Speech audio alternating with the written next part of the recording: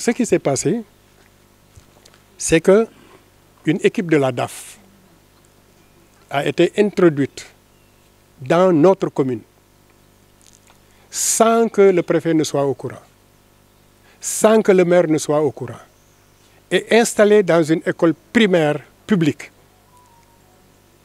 Je crois que les plus ignorants de la décentralisation savent que l'école primaire est sous la dépendance quand même du maire. Donc tout cela a été une forme de défiance.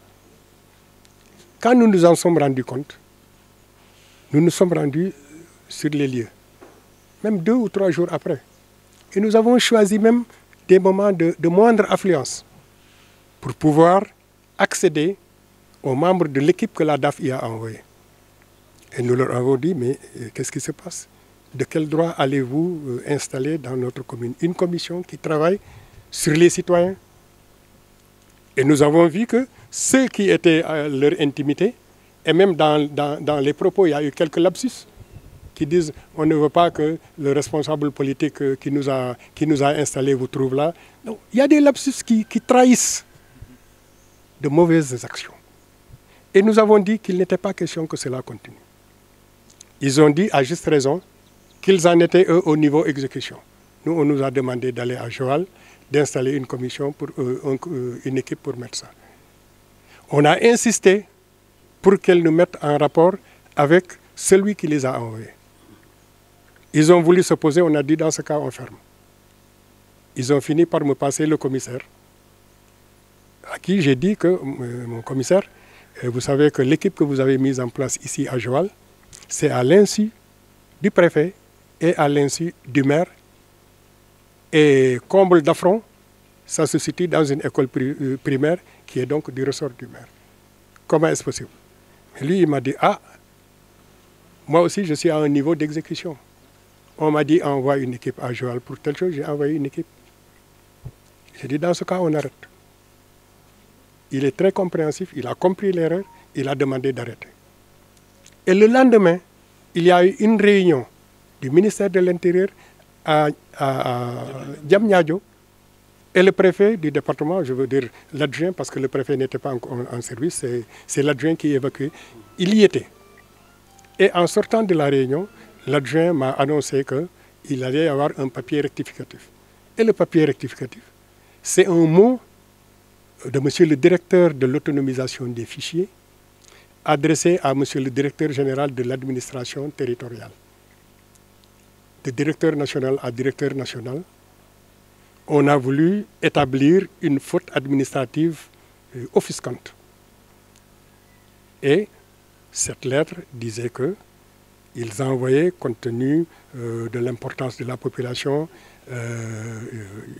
des unités mobiles d'enrôlement de cartes d'identité nationale à Dara et à Joal.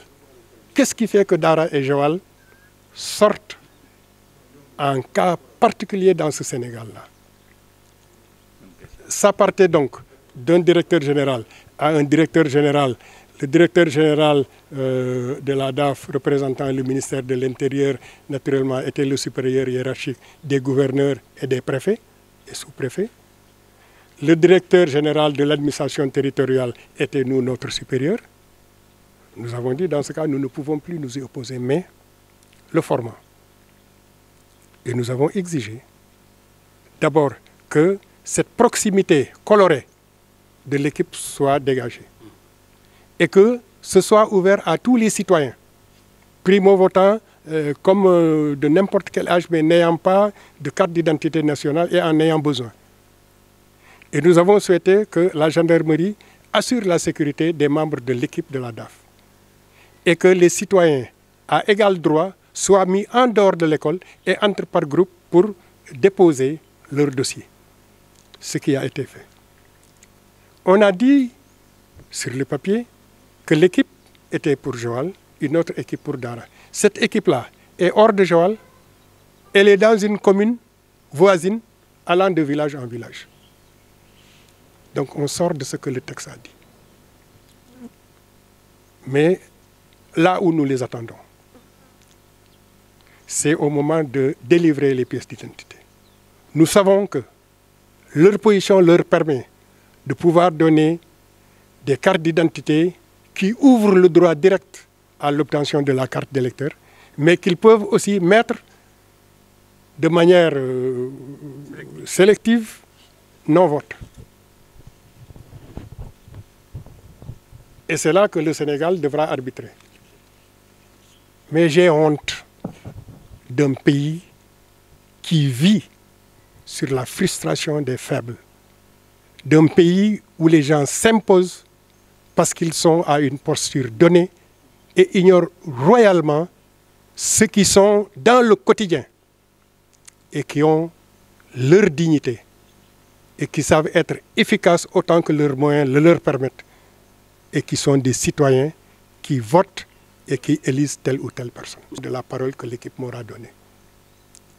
Pour le moment, je ne me prononce pas sur ma candidature ou ma non-candidature, mais sachez que au niveau de Benno Bokk Yakaar, que moi, en ma qualité de maire, je coordonne depuis le référendum jusqu'au législatif de 2017, jusqu'au parrainage et au présidentiel de 2019, avec les résultats que la commune connaît, mais qui n'ont jamais profité à l'un d'entre nous de manière directe. Et nous ne disons rien. Je sais que le président ayant dit que les coordinateurs de Benno Bokk Yakaar sont les maires dès l'instant qu'ils appartiennent à la mouvance présidentielle, je continue donc dans mes fonctions de coordinateur de Benno Bokk Yakaar communal de Joal-Fadiouth. Et le mot d'ordre que le président a donné, c'est que Benno Bokk Yakaar travaille dans le sens de candidature consensuelle. C'est pour ça qu'aujourd'hui, je faillirais si je disais que j'étais candidat ou que je n'étais pas candidat, alors que la coordination que je dirige ne s'est pas encore prononcée.